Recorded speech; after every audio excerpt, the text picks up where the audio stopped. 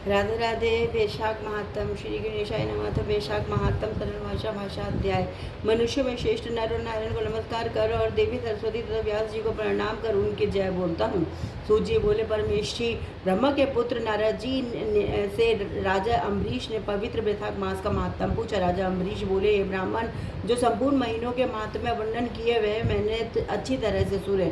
सभी महीनों में वैशाख मास श्रेष्ठ है, अतः वैशाख का महात्म्य विस्तार से कहिए, मुझे सुनने की इच्छा है।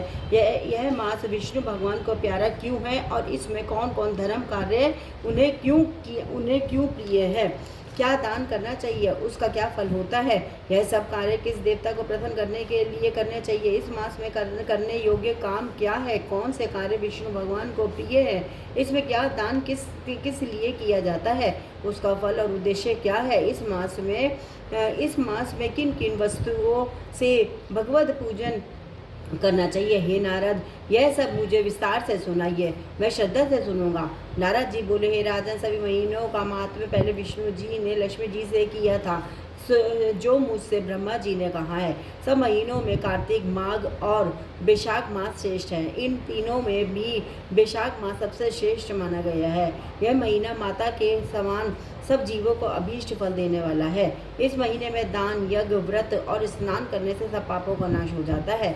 यह महीना धर्म, कर्म, यज्ञ और तप का सार है। इसकी देवता भी प्रशंसा करते हैं। यह मास विद्याओं में वेद विद्या के समान, मंत्रों में प्रणव है। प्रणव वृक्षों में कल्पवृक्ष, गौ में कामधेनु, नागों में शेष, पक्षियों में गरुड़ के समान है। देवों में विष्णु, वर्णों में ब्राह्मण, प्रिय वस्तु में प्राण और मित्रों में भार्या के समान है। नदी में गंगा के समान है। तेजस्वियों में सूर्य, शस्त्रों में चक्र, धातुओं में सुवर्ण, वैष्णवों में शिवजी जी के समान, रत्नों में कौस्तुभ, मणितुल्य धर्म के लिए सबसे उत्तम मास है। इस मास के समान विष्णु भक्ति उत्पन्न करने वाला और कोई महीना नहीं है। मेष की संक्रांति वैशाख मास में सूर्योदय से पहले जो मनुष्य स्नान करता है उससे विष्णु भगवान लक्ष्मी जी सहित अत्यंत प्रसन्न होते हैं। जैसे अन्न से सब प्राणी प्रसन्न होते हैं, वैसे ही वैशाख स्नान से निसंदेह विष्णु भगवान प्रसन्न होते हैं। वैशाख स्नान करने वाला मनुष्य और जो उनका अनुमोदन करता है वह भी सब पापों से छूटकर विष्णु लोक जाता है। मेष राशि के सूर्य में प्रातःकाल एक बार भी स्नान कर जो मनुष्य आहलिक करता है वह पापों से छूटकर विष्णु लोक पाता है।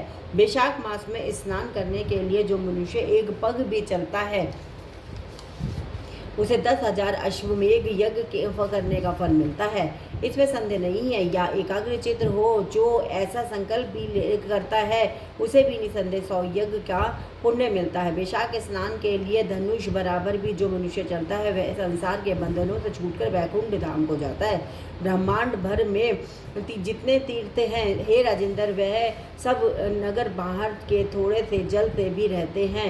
अर्थात वैशाख मास में स्नान के लिए किसी भी तीर्थ में ना जा सके तो नगर के बाहर किसी जलाशय में स्नान करना चाहिए।